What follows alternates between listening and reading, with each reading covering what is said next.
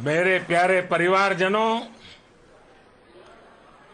जब हम अपनी आंखों के सामने ऐसा इतिहास बनते हुए देखते हैं तो जीवन धन्य हो जाता है। ऐसी ऐतिहासिक घटनाएं राष्ट्र जीवन की चिरंजीव चेतना बन जाती है। ये पल अविस्मरणीय है। ये क्षण अभूतपूर्व है। ये क्षण विकसित भारत के शंखनाद का है। ये क्षण नए भारत के जयघोष का है। ये क्षण मुश्किलों के महासागर को पार करने का है। ये क्षण जीत के चंद्र पथ पर चलने का है। ये क्षण 140 करोड़ धड़कनों के सामर्थ्य का है। ये क्षण भारत में नई ऊर्जा, नया विश्वास, नई चेतना का है। ये क्षण भारत के उदयमान भाग्य के आह्वान का है। अमृत काल की प्रथम प्रभा में सफलता की ये अमृत वर्षा हुई है। हमने धरती पर संकल्प लिया और चांद पर उसे साकार किया। और हमारे वैज्ञानिक साथियों ने भी कहा, India is now on the moon.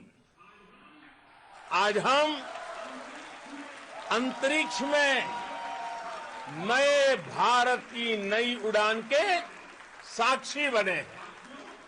साथियों, मैं इस समय ब्रिक्स समिट में हिस्सा लेने के लिए दक्षिण अफ्रीका में हूं, लेकिन हर देशवासी की तरह मेरा मन चंद्रयान महाअभियान पर भी लगा हुआ था। नया इतिहास बनते ही हर भारतीय जश्न में डूब गया है। हर घर में उत्सव शुरू हो गया है।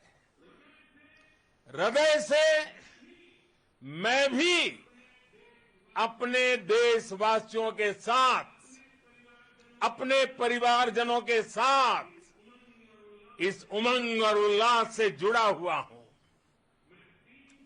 मैं टीम चंद्रयान को, इसरो को और देश के सभी वैज्ञानिकों को जी जान से बहुत बहुत बधाई देता हूं, जिन्होंने इस पल के लिए वर्षों तक इतना परिश्रम किया है। उत्साह, उमंग, आनंद और भावुकता से भरे इस अद्भुत पल के लिए मैं 140 करोड़ देशवासियों को भी कोटि कोटि बधाइयां देता हूं। मेरे परिवारजनों, हमारे वैज्ञानिकों के परिश्रम और प्रतिभा से भारत चंद्रमा के उस दक्षिणी ध्रुव पर पहुंचा है, जहां आज तक दुनिया का कोई भी देश नहीं पहुंच सका। अब आज के बाद से चांद से जुड़े मिथक बदल जाएंगे, कथानक भी बदल जाएंगे और नई पीढ़ी के लिए कहावतें भी बदल जाएगी। भारत में तो हम सभी लोग धरती को मां कहते हैं। और चांद को मामा बुलाते हैं। कभी कहा जाता था चंदा मामा बहुत दूर के हैं। चंदा मामा बहुत दूर के हैं। अब एक दिन वो भी आएगा जब बच्चे कहा करेंगे चंदा मामा बस एक टूर के हैं। Friends, on this joyous occasion, I would like to address all the people of the world, the people of every country and region. India's successful moon mission is not just India's alone. This is a year in which the world is witnessing India's G20 presidency. Our approach of one earth, one family, one future is resonating across the globe. This human-centric approach that we present and that we represent has been welcomed universally. Our moon mission is also based on the same human-centric approach.